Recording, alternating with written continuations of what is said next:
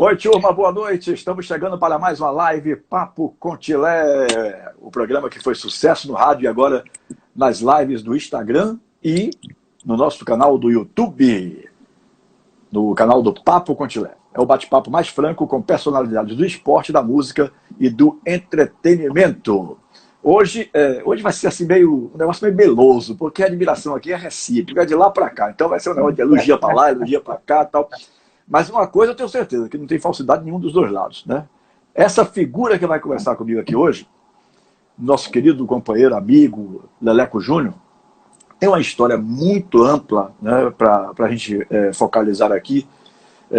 Uma das pessoas mais sérias que eu já tive a oportunidade de conhecer, né? Não só a minha amizade com ele, mas ele tem também amizade com meu filho Leonardo, fizeram cursos juntos na Fundação Getúlio Vargas. Então existe uma identificação muito grande entre nós dois, entre Tilemon, aliás, entre nós três, Tilemon pai e filho, e o nosso querido Leleco Júnior. Esse homem é um homem cheio de atividades, viu, minha gente? Assim, deixa eu pedir para o pessoal se inscrever no nosso canal do YouTube, Papo com Tilé, que você se inscreve lá, e também você pode ouvir em podcast no Spotify, né?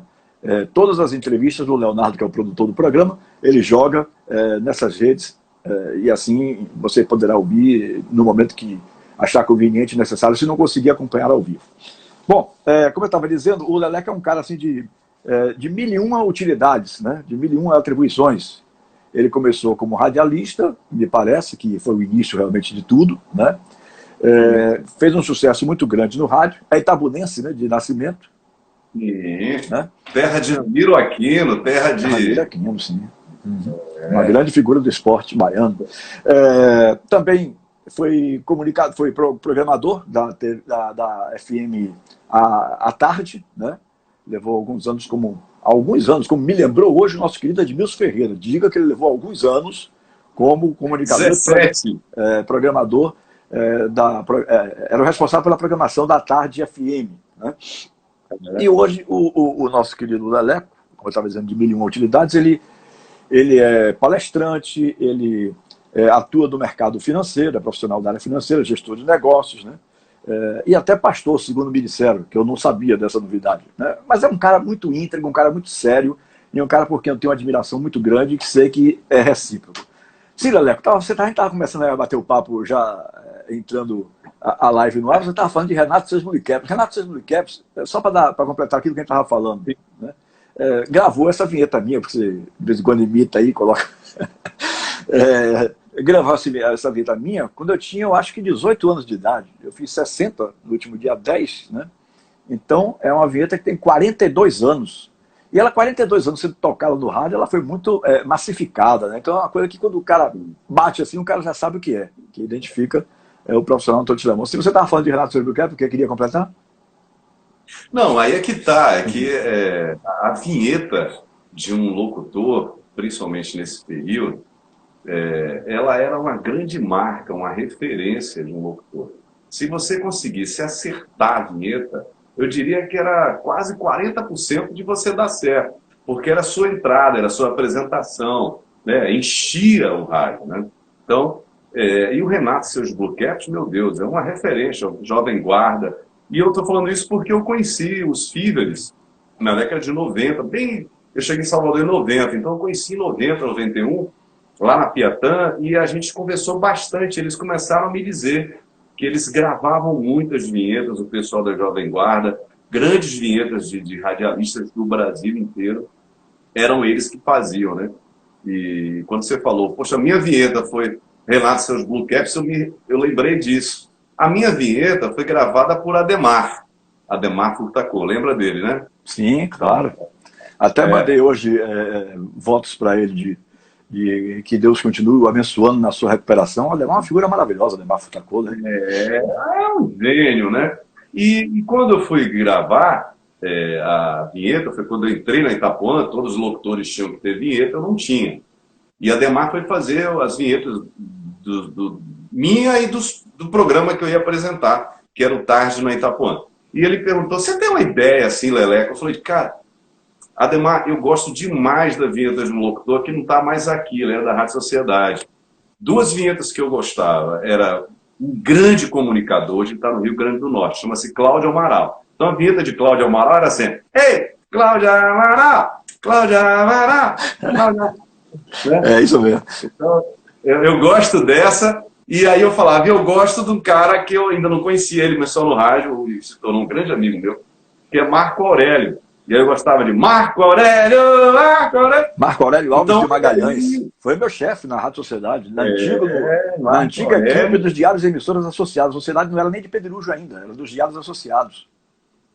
É um grande mentor na minha vida. Ele nasceu dia 5 de dezembro, a mesma data minha, e é alguém que, volta e meia, eu estou sempre buscando dele. Assim, ele me influenciou muito em ser empreendedor, em ir além, assim, focar um pouco no comercial.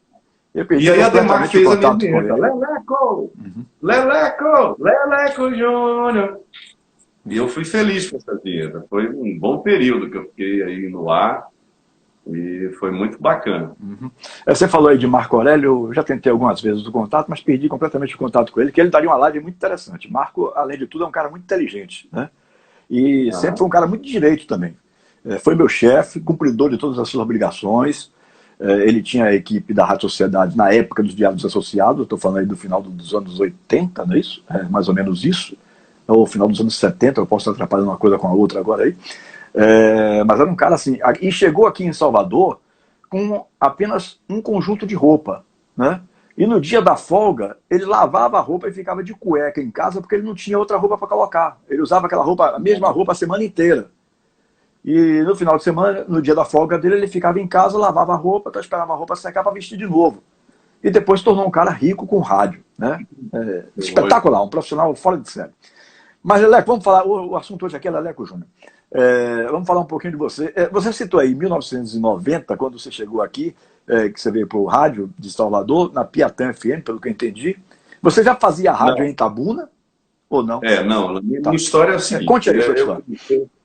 Comecei acho que em 83, 84, eu tinha 12 anos. Eu tinha um vizinho que era diretor de uma rádio FM lá, a primeira. Em Itabuna. Chamada em Itabuna, Musical FM. E ele viu eu na rua, eu gostava, porque lá em Itabuna o pessoal é o quê? É Flamengo, é Vasco, e a gente ouvia muita Rádio Globo. E eu ficava imitando os locutores da época, né? O Flamengo ganhando tudo. Então eu ficava brincando, lá vai Zeco, irmão de Zico.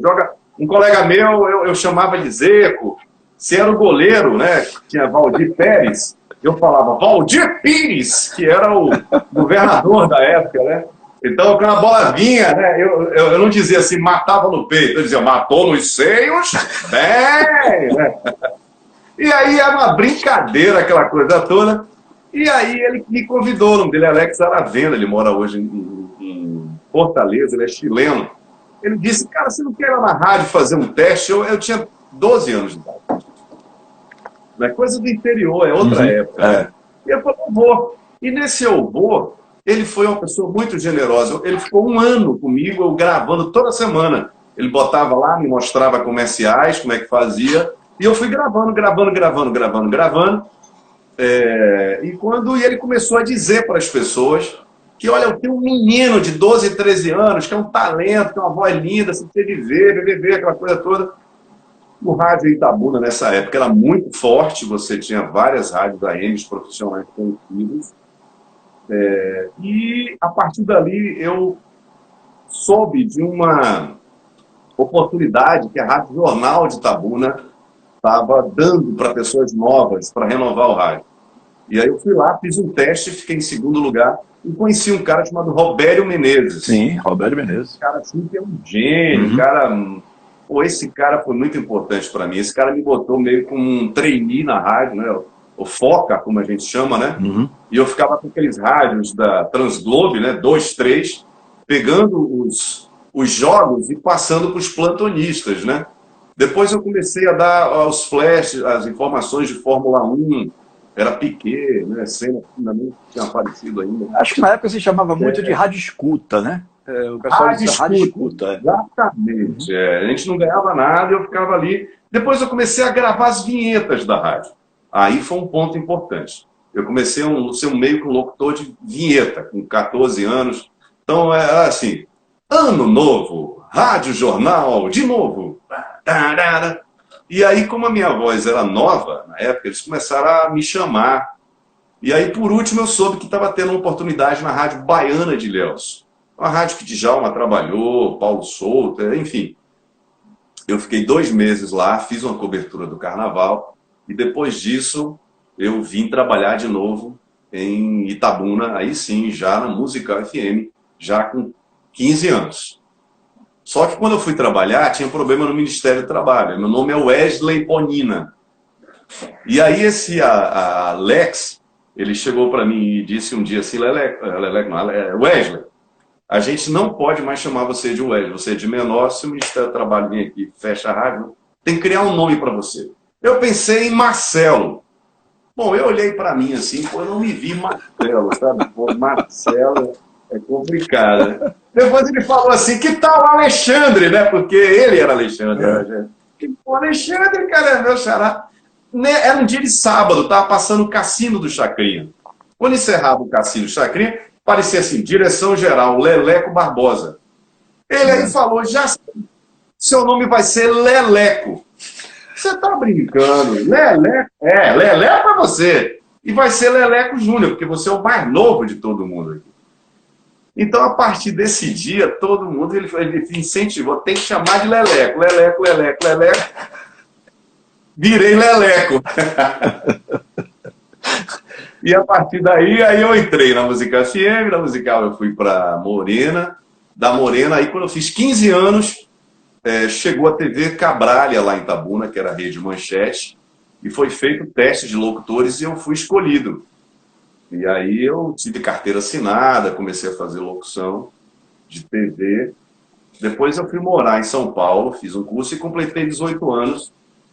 Fui trabalhar na Rádio Difusora de Itabuna, eu estava triste, porque o rádio atrasava, e eu era filho de uma família muito bacana na cidade, eu era o único filho do meu pai. E o sonho do meu pai é que eu fosse médico, que eu fosse aquelas coisas do interior, né, advogado, fosse Banco do Brasil. E eu estava sendo uma grande decepção. Eu estava sendo, na cabeça dele, radialista e tal, enfim. E eu estava muito triste, né? E até que um operador chegou e disse assim, Leleco, deixa eu te falar um negócio. Eu fui botar a Voz do Brasil, porque no interior a gente colocava a Voz do Brasil pegando as rádios de Salvador. Né? E apareceu aí um anúncio de uma rádio nova em Salvador, Rádio Globo AM. Cara, esses caras estão fazendo teste. Se você for, você passa. Ô, Tilemon, aquilo foi importante para mim, sabe? Aquele cara acreditou em mim mais do que eu mesmo. Enfim, eu consegui pegar um ônibus, essa história é um pouco longa, como é que eu cheguei aqui, mas eu consegui pegar um ônibus. Segunda-feira, vim procurar essa Rádio Globo. Lá era o diretor Jorge San Martin, lembra dele? Claro, claro. E essa rádio ela foi muito rápida, ficou 6 meses, saiu no ar, virou Nova M, depois virou CBN, depois Cristal, depois foi vendida para a igreja. Pedro Irujo investiu nela. E eu entrei na rádio. Me levaram até ele, seu Jorge San Martin. Ele me atendeu e falou, meu filho, já fechei, o time está montado, a rádio entra no ar semana que vem. E eu insisti 2 vezes demais, seu Jorge, por favor, me dê uma chance, eu vim do interior, só quero deixar um registro e ir embora. Rapaz, ele olhou para mim, tudo bem, vá ao final do corredor, procure um cara chamado Marinho, é um gordinho. Aí eu entrei, o Marinho me atendeu, a primeira coisa que ele disse, diga mala! E eu era cabeludo, Tilé, com o clima, era meio hippie, sabe? Cabelão, assim, barbona, assim. E ele falou, o que é que você quer? Eu falei, não, é porque o seu Jorge pediu... Falou, entra aí no estúdio, vou abrir o microfone e você fala. E ele me deu um jornal à tarde, eu comecei a gravar. Daqui a pouco volta Marinho, umas 9 pessoas, já era Jorge San Martin, com os locutores e tal. E aí Marinho mandou eu vir, sair do estúdio, né, da Sociedade, vim.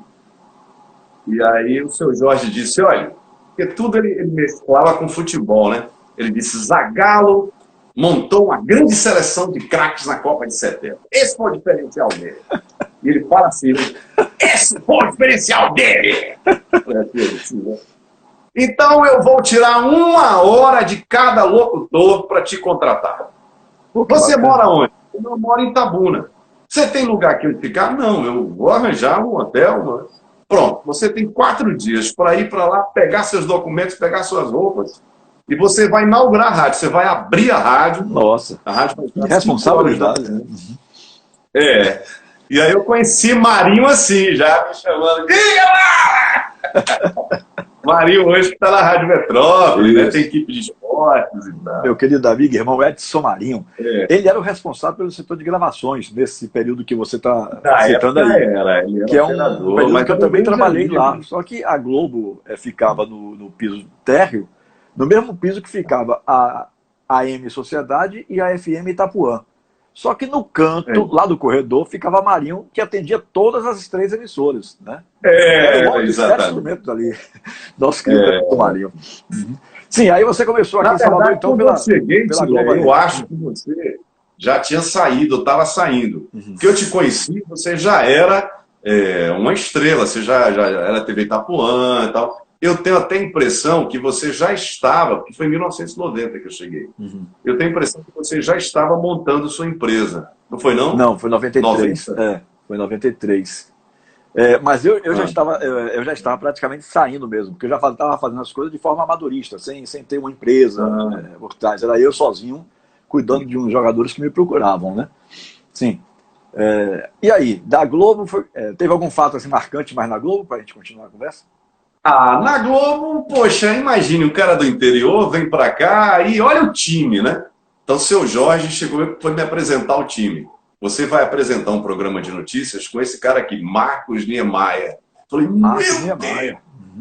é Marcos na minha cabeça, o cara que fala pra Rádio Globo do Rio de Janeiro, de Salvador, Marcos Niemeyer. Né? Uma voz linda. Você vai apresentar, meio-dia, o noticiário com Eduardo Lima, o irmão do Gilberto Lima. Pô, Gilberto Lima era a voz do Fantástico, né? Então foi um time assim que ele montou, né? De caras muito talentosos, né? A equipe de locução era muito boa, né? E depois eu conheci também uns caras que eram os comentaristas. Aí eu conheci Moisés Azevedo. Professor uma Moisés lenda. Azevedo, gente muito boa. Meu Deus, é meu amigo, assim, esses caras viraram meio que pais. Hoje né? ele tem vivido mais nos Estados Unidos, ou então dividindo os Estados Unidos com Salvador, né? Com ele o voltou, interior aí, tá Cruz das Almas, eu acho. Tá, mas é que a família dele tá lá, a filha, e que ele vai e volta. Isso. Então esses caras me adotaram. Eu tinha 18 anos de idade, literalmente, e eles foram muito generosos. Aí eu conheci Paulo Cerqueira, que foi um amigaço. Dividia a bancada comigo, eu perguntava as coisas que eu não sabia ler para Paulo, e Paulo, quando eu errava, ele, cara, vai em frente, vamos nessa. Aí desligava o microfone, ele gozava na minha cara e tal. E aí teve um momento que eu formei uma bancada com Ivan Carlos. Esse foi o período que eu me diverti demais. Ivan Carlos, todo sério. Oi, né? Bom. E aí era eu lendo notícia, Ivan Carlos e Paulo Cerqueira fazendo os comentários, né? Um abraço aqui para Gerson Santiago também. Tá saudando aqui, Grande Leleco e tal. Leonardo já entrou aí umas 2 vezes dando risada das suas histórias. Né? Mas 6 meses depois, a rádio acabou. E eu fui demitido, né? E já estava aqui em Salvador, fiquei meio perdido. E aí uma namorada que eu tinha, foi muito importante na minha vida, ela me disse assim, pô, Leleco, o que é que você gosta de fazer, né? Eu já estava gravando também comerciais na WR. Minha voz foi escolhida com o Rangel lá. E o estúdio a gente ganhava, a gente ganhava tipo assim, um salário mínimo para gravar um comercial. Então, eu já sabia que gravando comerciais, naquela época eu já me mantinha. Mas boa noite, gente, todo mundo aqui. Eu não sei se eu estou conseguindo ler, mas Chilé vai depois ler aqui as pessoas. Marcos Medrado, olha, tem um monte de gente aqui, Júnior. Bom, aí ela falou, coisa que você gosta. Eu gosto de salada de frutas, que eu gostava muito de ir para a ladeira da Barra ali, ficar na praia, tomar essa... Ela falou, por que você não faz e vende? Falei, boa ideia. Pô, Tilé, eu fiquei uns 4 ou 5 meses. Alô, Bened, entrando, a cantora aí da banda Mel. Alô, Bened! Alô, Júnior, bate fundo. Ih, rapaz, tá entrando artista aqui, viu, Tilé? Você tá forte, Tilé. Você é uma figura muito querida, o pessoal gosta muito realmente aí, tá olha, Cocó, gente! Alô, Cocó, Lordão, Itabuna. Conhece a banda Lordão, Tilé? Sim. A melhor banda da Bahia. Muito esse aí é Miguel baixo. Freitas, ó. Filho de Carlinhos Brown. Anota aí esse cara. É um dos melhores bateristas do Brasil, Tilé. Aí, Olha Júlio aí, Miguel Batistão também. Freitas. Alô Benes que me ensinou a operar, sabia? Beninha. Bom, enfim, aí eu fui vender salada de frutas na Barra e esse negócio ficou bom. Eu comecei a ganhar uma graninha e aí resolvi entregar salada de fruta para os restaurantes. Inclusive, saudade, viu, Cocó? Um beijo para você. Estava Comecei a entregando entregar a salada de fruta nos restaurantes. restaurante na Garibaldi, Tilé. E ele começou a comprar salada de frutas na minha mão. Eu montei uma distribuidora de salada de frutas. Até que um dia... Era o Mocó do Deco, não? Hã? Era o Mocó do Deco, um restaurante que tinha lá, que todo mundo da Rádio Sociedade almoçava lá e tal. Ou não? Esse restaurante de São Martim, não sei o nome, era ali na Garibaldi, ficava num prédio dos médicos. Né? E ele fazia, acho que era a esposa dele que tomava conta. Eu sei que era dele que pedia lá, eu vendia para ele comprava, ele pedia sempre para baixar um preço, aquela coisa, né? Baixa o preço! Aí Cláudio Luiz soube disso, um amigo meu, que era da Rádio Globo, ele estava na Itapuã, ficou assim, arrasado. Como é que pode? Leleco tá vendendo salada de frutas, isso é o fim. Falei, não, cara, é ótimo, tô ganhando uma grana, tá ótimo, trabalho só até 10 horas da manhã, né? Curta praia, como salada, certo. Aí ele ligou para Piatã FM, era o seu Cristóvão, deputado, ele falou com o Cristóvão, e aí mandaram eu ir lá. Aí eu fui bater um papo com o seu Cristóvão, deputado, lembra dele? Deputado Cristóvão Ferreira, sim. Que fazia muita auxílio social, ele tinha ônibus que levava as pessoas que faleciam no bairro. Né? Entregava caixão isso, também, dava caixão, né? para as famílias. Foi um deputado... Poxa, aí a negociação com o seu Cristóvão foi difícil, porque ele pagava, digamos, um salário mínimo, 2, o piso, e aí eu falei, mas eu ganho 3 vezes mais vendendo salada de frutas. Ele enlouqueceu com isso. Não me explica, não é possível. Você é um radialista, eu não acredito, você vem para Piatã. Falei, cara, na moral, assim, não quer dizer muito para mim, assim, engraçado, eu não sabia, mas eu já era mais ligado a números nessa época, né, já. E acabou que ele cobriu a proposta do valor da salário bruto.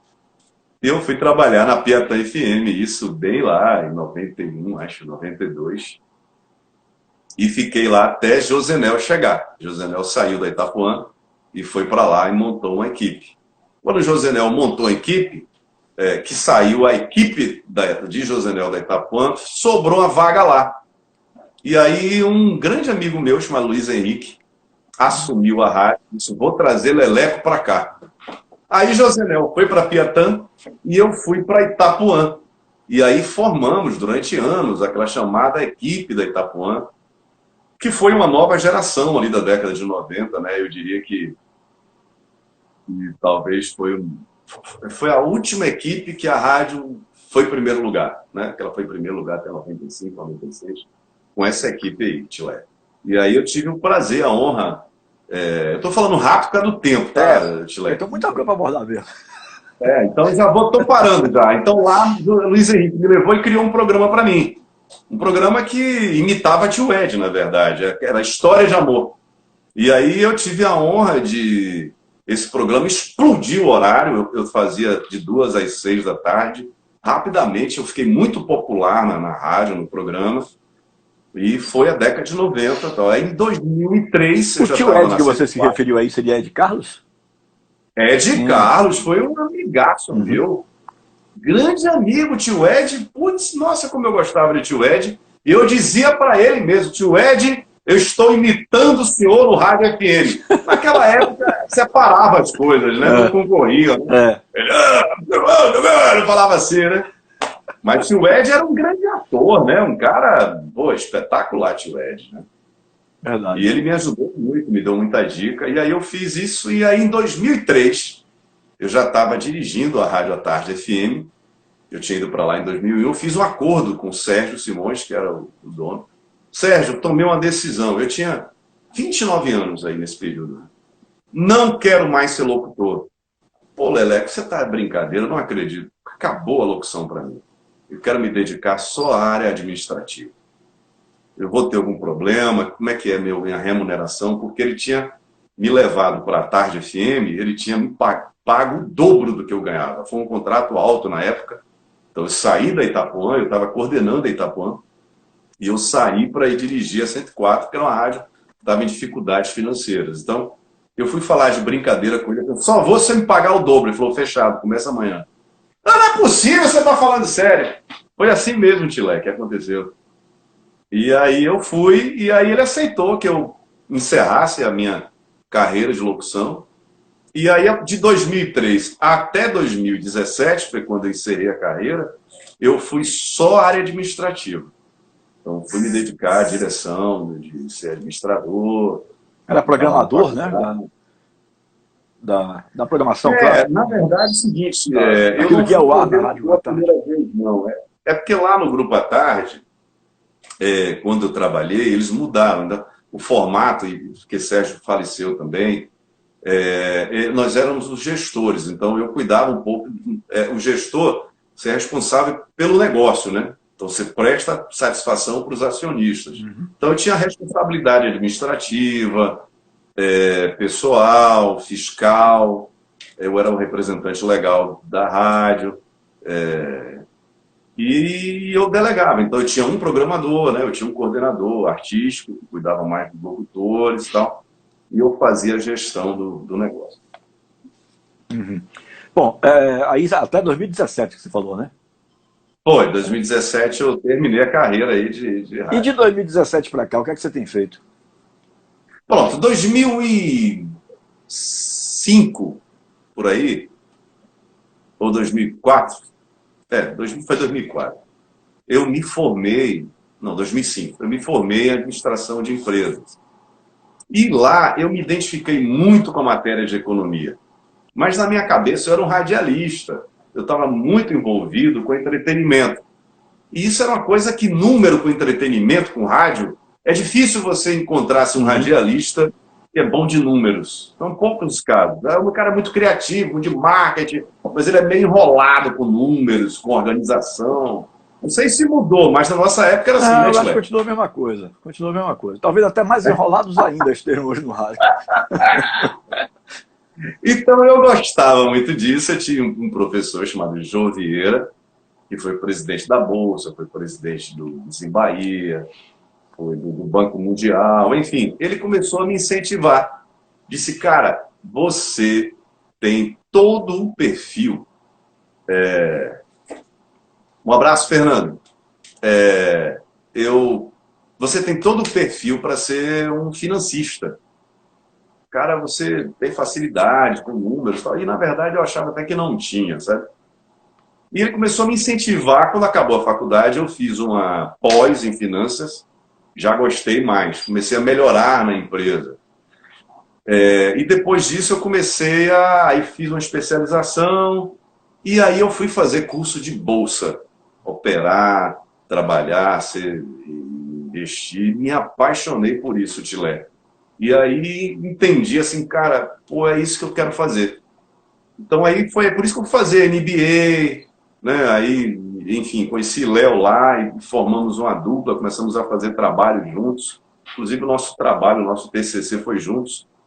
E daí eu não parei mais, mestrado, enfim, e comecei a sonhar um dia em deixar um rádio e trabalhar com o mercado financeiro. Isso aconteceu em 2017. Uhum. Então hoje a sua dedicação maior é realmente o mercado financeiro.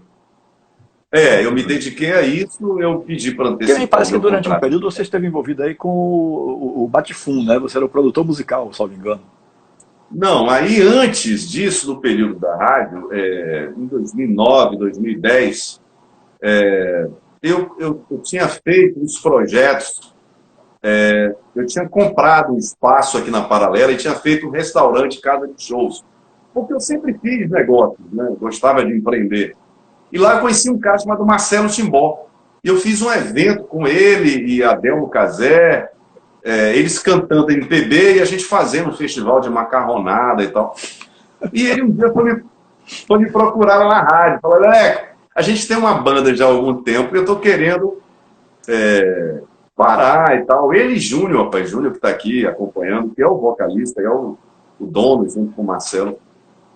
Mas Marcelo foi me procurar, eu queria que você fizesse alguma coisa com a gente. Ele até falou assim, se você fizer um pouquinho do que você fez com calcinha preta, porque eu lancei o calcinha preta na Bahia, já tá bom pra gente.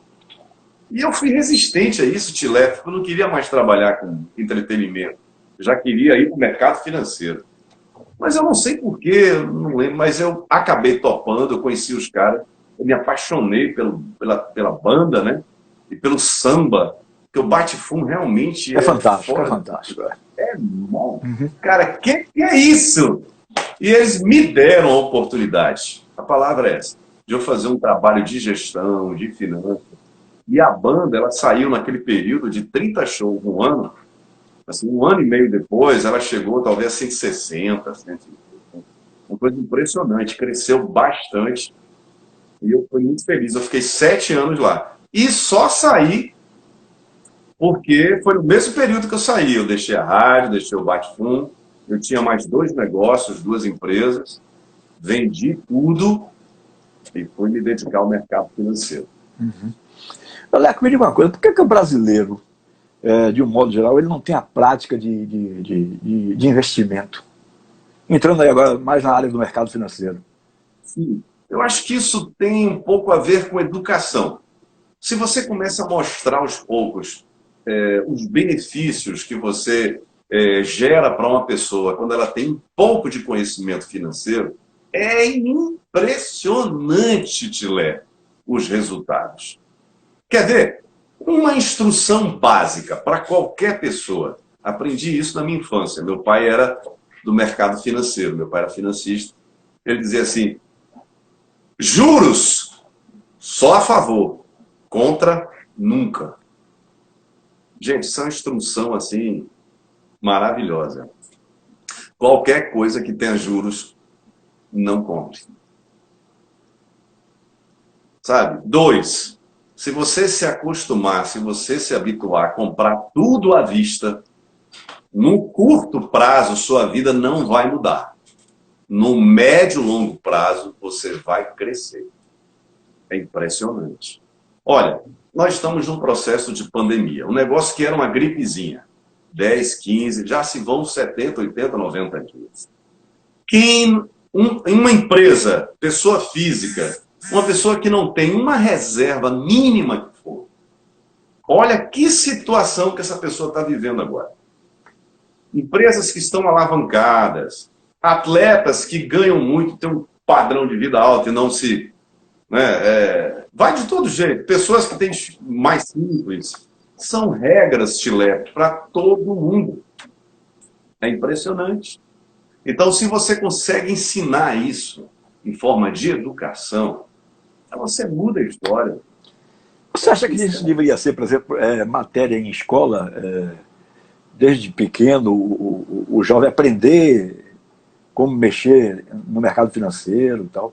E por que você acha que isso seria importante? Aonde é que você vê que isso poderia mudar a vida das pessoas?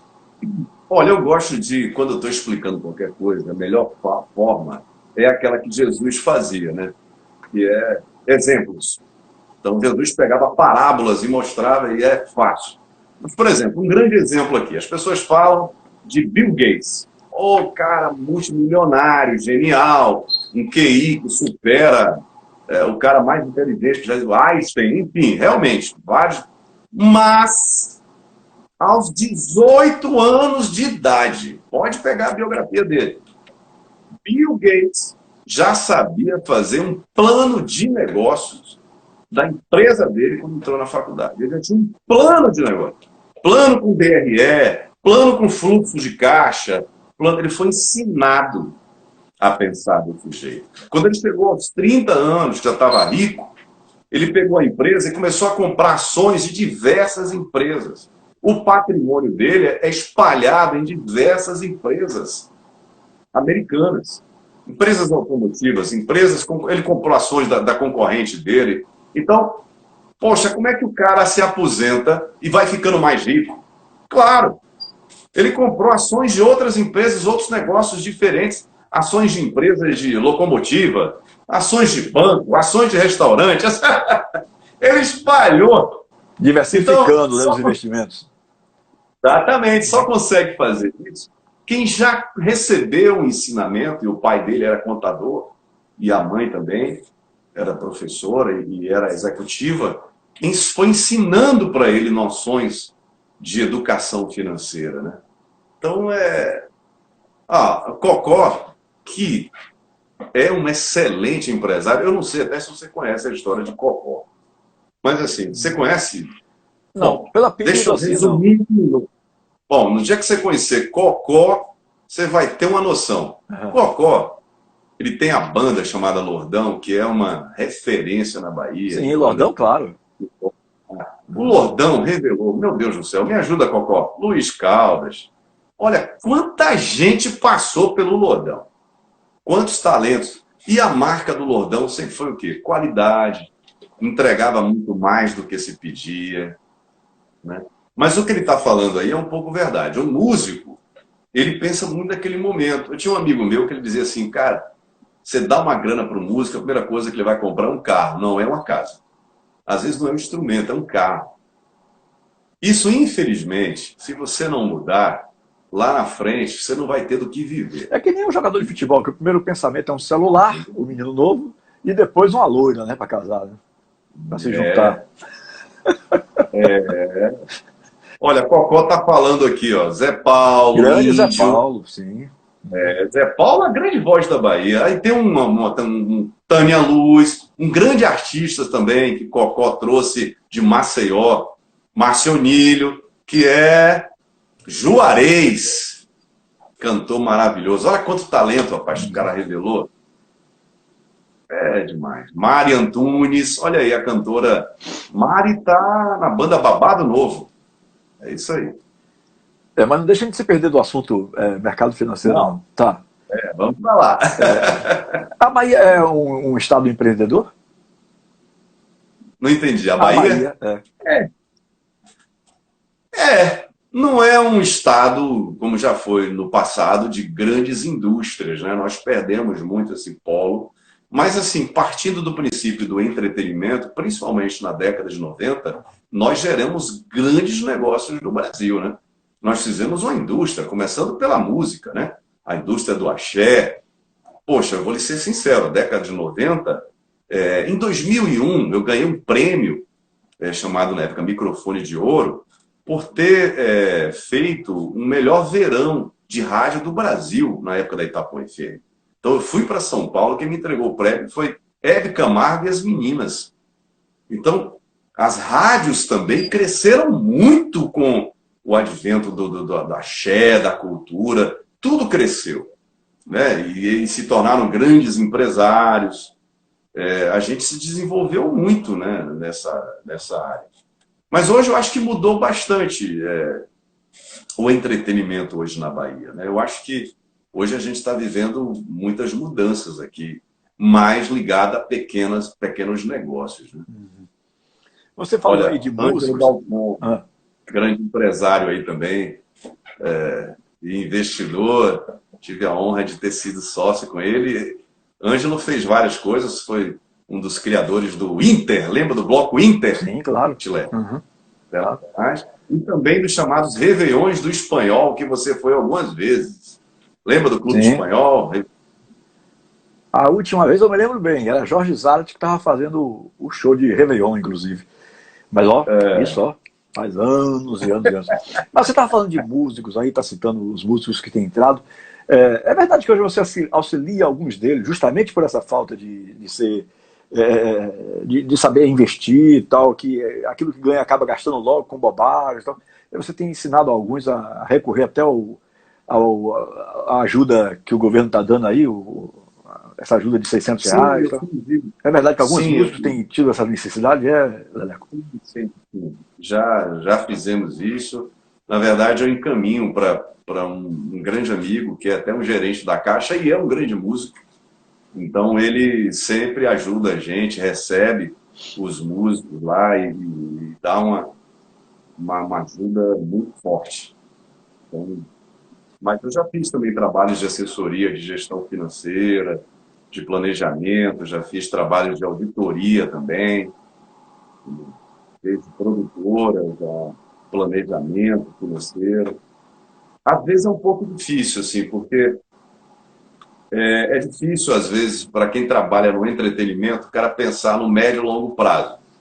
É algo meio... não é algo muito fácil. A grande maioria quer Então, logo no curto prazo, né? porque às vezes o investimento, sabe, Tila, é um pouco alto, né? E você corre muitos riscos, né? Então, por exemplo, eu tive conversando com um cliente meu, que é um empresário do entretenimento, tem alguns meses. Poxa, só uma festa que ele tinha investido foi mais de R$ 500 mil. E ele cancelou a festa toda, já tinha gasto, já campanha na rua, por causa da pandemia. Então, ele olhou, pô, esse dinheiro eu já perdi. Cara, perdeu R$ 500 mil, é muito dinheiro. Então, claro, ele renegociou o que ele já tinha pago no cachê, o cara vai entregar o show quando passar a pandemia, o ano que vem, e, enfim, tem todo o processo, não é algo muito simples. Então, quanto maior o risco, mais retorno você quer ter. Eu diria que, guardando as devidas comparações, deve ser, você que vai dizer, como futebol, né? Sim. Você investe ali num atleta, né? Não é uma coisa barata, então é um negócio difícil. Sim, sem dúvida, sem dúvida. Eu perguntei a você se a Bahia era um estado empreendedor, e agora ampliando um pouco mais a pergunta, o Brasil, né? Como é que você avalia o empreendedorismo no Brasil hoje e agora? Nessa situação caótica que nós estamos vivenciando, possivelmente, de pandemia. Qual é a avaliação que você faz? Como é que o país vai se sair para retornar após a pandemia? Né? Bom, eu vejo o seguinte, nós temos o mais complexo que eu estou vendo aí não é tanto necessariamente a pandemia. Porque essa crise da pandemia está no mundo inteiro. Você está vendo a Europa enfrentando problemas, você está vendo os Estados Unidos, você está em todos os lugares.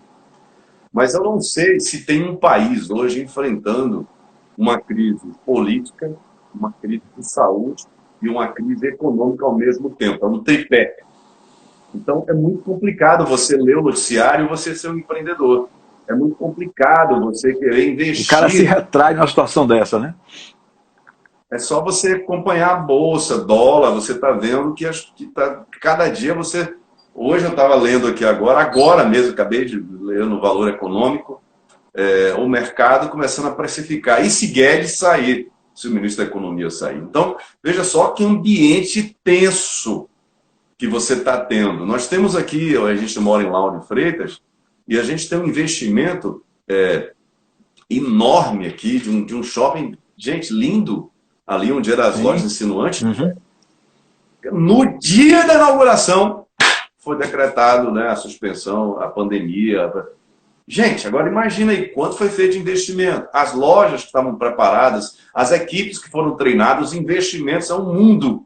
Parou tudo, já está aí quase 70 dias. Como é que fica esse caixa? Justamente no dia da inauguração, né? Que coisa. No dia da inauguração. Não foi antes nem depois, foi no dia. Imagine.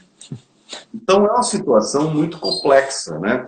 Eu acredito que de uma forma prática, assim, eu acho que esse é o maior desafio. É esse tripé aí, achar o encaixe. A gente está num momento de muita insegurança para os negócios. E para o pequeno empresário que está nos vendo nesse momento, que tipo de conselho você dá na situação que nós estamos vivendo? Né? Olha, como é que se mantém vivo nesse cenário cruel que realmente todos nós estamos sendo obrigados a viver, né? Olha, se você já... Bom, as situações são adversas, né? Eu tenho um cliente, por exemplo, que tem uma loja nesse shopping que eu acabei de fazer. O cara fez um grande investimento, preparou uma loja e ficou numa situação complicada. Mandou recolher tudo, botou num galpão, alugou. Mas assim, em linhas gerais, aquela receita básica, tudo que você precisa fazer agora é fluxo de caixa. Você precisa trabalhar forte o seu fluxo de caixa. Ou seja, trabalhar, jogar os prazos, despesas todas o máximo lá para frente e achar formas de você gerar receita rápido para você se manter, não é ganhar, é você se manter, você tem que atravessar. Então, eu trabalho num escritório, né? E esse escritório, ele suspendeu todas as atividades no Brasil inteiro até dezembro. Já anunciou, não volta mais, todo mundo trabalhando de casa. E por que isso? Simplesmente ele está fazendo fluxo de caixa. Reduz o custo do escritório. Escritório enorme, luxo, gente. Fecha, entrega a sala, cota, mantém as atividades, tudo de casa. Reduz o custo. Vai ganhar no médio prazo. Então, é um pouco isso. Você tem, assim, claro que não é uma coisa precisa, né? Nós estamos ainda no meio, vivendo a pandemia. Você tem, assim, alguma expectativa de quanto tempo vai se levar para o país se reequilibrar de novo? Tem gente que fala que 2022, Olha, tem gente que fala que 2023. Tal. eu acho o seguinte, eu tenho duas convicções. A primeira é o seguinte, meu pai sempre me dizia o seguinte, meu filho, nunca acredite em crise, porque você nasceu na crise. E meu pai faleceu muito cedo, em 2010, ele tinha 56 anos, morreu precoce. Novo, né? E acredito, quando meu pai faleceu, eu fui para o enterro em Itabuna, quando eu voltei para Salvador, eu fui direto na redação do Jornal à Tarde. Tinha lá um departamento que tinha todos os jornais, até hoje. Né? O Jornal à Tarde tem 110 anos. E eu falei, por gentileza, eu quero dia 5 de dezembro de 1970, me dá esse jornal. A minha foi lá, me deu, comprei, tirou a cópia, eu botei num quadro aqui na minha biblioteca. Olha, eu vou te falar uma coisa, Tilé. Todas as notícias são ruins! Meu pai estava certo, ele dizia a única notícia boa foi que você nasceu. Então, veja só, esse processo de crise, a gente tem essas duas convicções. Você tem o olhar profissional, que você não pode deixar de ter, senão você vai ficar perdido. Então, eu tenho essas duas convicções. Primeiro, eu acredito, mesmo mediante a crise, mesmo, eu tenho uma esperança. É minha fé em Deus que algo maior vai acontecer. Agora, olhando tecnicamente, eu não consigo imaginar que isso se resolva num prazo mínimo de 3 anos. É o que a gente vem trabalhando internamente. Quando a gente começou essa crise, eu fiz uma aposta com um colega meu de trabalho. Vieram os primeiros números, né? A gente estava com a perspectiva de ter um PIB de 2, 3% esse ano. Então, os primeiros 20 dias, PIB vem a zero. E eu cheguei lá e falei, rapaz, a previsão vai ser, daqui a alguns meses, menos 10%. Leleco, você é louco. Botamos lá e combinamos. Lá vai, segundo mês, menos 2, 3. Terceiro mês, bom, agora o Itaú já está dizendo que está em menos 7 a previsão, pelo menos. Então falta muito pouco para chegar em menos 10, que era a coisa que a gente estava dizendo já há alguns meses. Leleco, eu estava falando, você é um cara que já conquistou muitas coisas na vida, né? O que é sucesso para você? Olha, sucesso é algo que você consegue entregar mais do que te pediram. Eu acho que eu vejo o sucesso dessa forma, assim, sabe? Sempre algo mais que te pediram, algo mais que você sonhou, algo mais que você desejou. Então, por exemplo, qual foi meu sentimento de sucesso? Poxa, eu era um garoto que sonhava na beira do Rio Cachoeira, onde todo mundo dizia que era a crise do cacau, que não tinha perspectiva. 6, 7 anos depois, eu estava dirigindo rádios na capital da Bahia. Então, para mim, isso foi um sucesso. Sabe, não tive padrinhos, não tive grandes conexões, foi na base do talento mesmo, na fé em Deus, eu acreditei, confiei. Então, eu entendi que isso é sucesso. Eu casei e imaginei que ia ser feliz, mas eu não imaginava que eu ia ser tão feliz assim como eu sou hoje. Uhum. Né? A minha família, então isso para mim é sucesso. Bom, Sabe? É você ter sempre mais do que o que você desejou, é você entregar mais do que o que você combinou, sabe?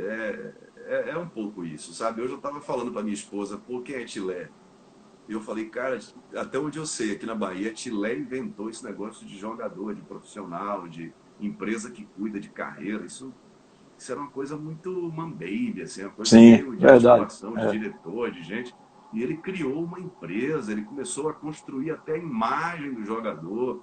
Eu me lembro de eu encontrar algumas vezes Edson Almeida, ele preparando papers, isso na década de 90, eu acho, Isso, para exatamente. jogadores, Uhum. assim, preparando a história do cara.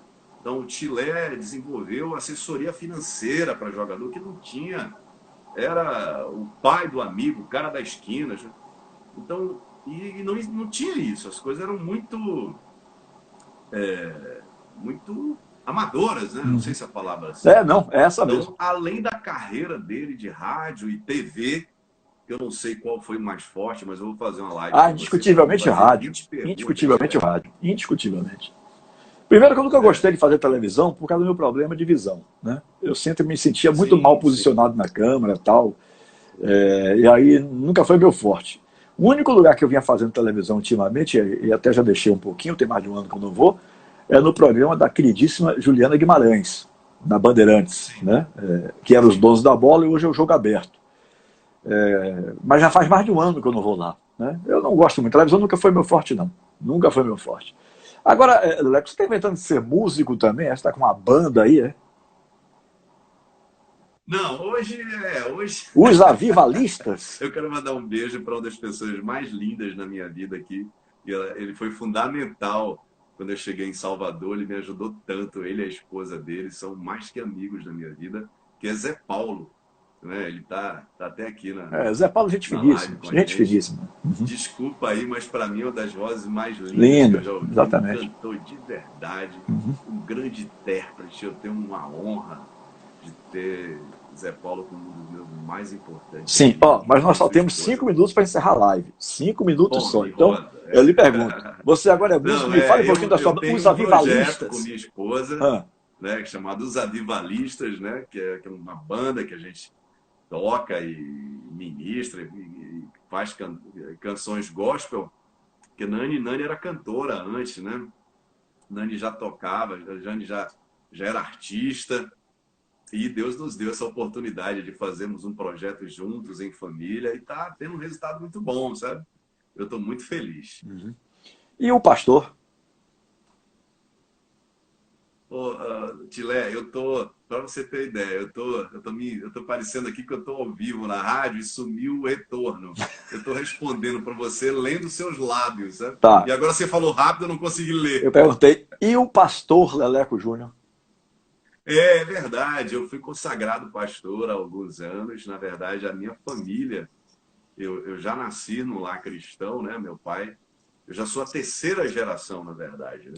Meu pai, meu avô, eles foram os pioneiros da Igreja Assembleia de Deus aqui na Bahia. Minha família foi um dos que trouxeram essa igreja tão grande, tão conhecida aqui na Bahia. E aí eu tive essa honra aí de alguns anos de ser reconhecido como pastor, já tinha feito teologia, mas eu confesso que eu tinha me dedicado pouco a essa área um pouco mais espiritual, apesar de sempre estar participando e sempre trabalhando. Mas eu acho que o fato de eu estar meio dividido com rádio, com música e tal, tinha um pouco de preconceito da minha parte e também das outras pessoas, né, de igrejas, as pessoas às vezes não entendiam bem isso. Mas não Deus, Deus nunca fez nenhum preconceito comigo, não. Pelo contrário, esteve comigo em todos os lugares onde eu tive, onde eu entrei, onde eu passei. Eu senti a mão dele me ajudando, me levantando e me fazendo ter sucesso em todas as áreas, absolutamente todas as áreas. Eu fui muito feliz, principalmente com o rádio, Tilé. Eu agradeço muito o rádio, eu sou uma pessoa muito feliz, eu tenho uma vida bem sucedida e não sou uma pessoa que posso dizer assim, trabalhei no rádio, não ganhei nada, trabalhei no rádio, não foi reconhecida. Não, eu sinceramente sempre ganhei bem no rádio, eu pude aproveitar, com 3, 4 anos que eu estava aqui em Salvador, já tinha meu apartamento próprio, né, com o meu trabalho, enfim, consegui comprar carro novo, ter uma vida boa. tudo através do rádio. Fui bem reconhecido, seja como locutor de TV, fui da TV Itapuã há muitos anos, fazia a locução da TV Itapuã da década de 90 toda, praticamente. TV Itapuã, Canal 5, Salvador, Bahia. Então, trabalhei bastante, né? Naquela época, bom, teve um período que eu fazia 2 rádios e mais a WR. Fazia Piatã de manhã, Rádio Manchete à noite, e fazia WR. Então, eu creio que Deus me deu sabedoria para poder ter uma vida bacana nessa história toda e poder encerrar essa parte da minha vida com muita alegria. Você vê, eu estou aqui realizando um sonho, só para agradecer a Deus. Eu estou sendo convidado por um cara que é um dos meus ídolos, né? Então, é uma honra eu estar aqui participando de uma live com o Tilé e tendo tanta gente bacana na minha Bondade vida. Sua, meu essa live aqui hoje para dar uma boa noite para a gente, Tilé, com tanta concorrência, com tanta coisa. É verdade. Lelé, querido, muito obrigado. Não é rasgação de seda, você sabe disso, como eu estava dizendo antes, isso aqui não é para... a gente joga confete um no outro, minha gente, mas é realmente de coração. Eu acho que está faltando só 1 minuto para encerrar. Um grande abraço para você, viu, querido? Foi um prazer enorme essa live com você. Eu quero mandar um abraço especial para uma pessoa que talvez você conhece.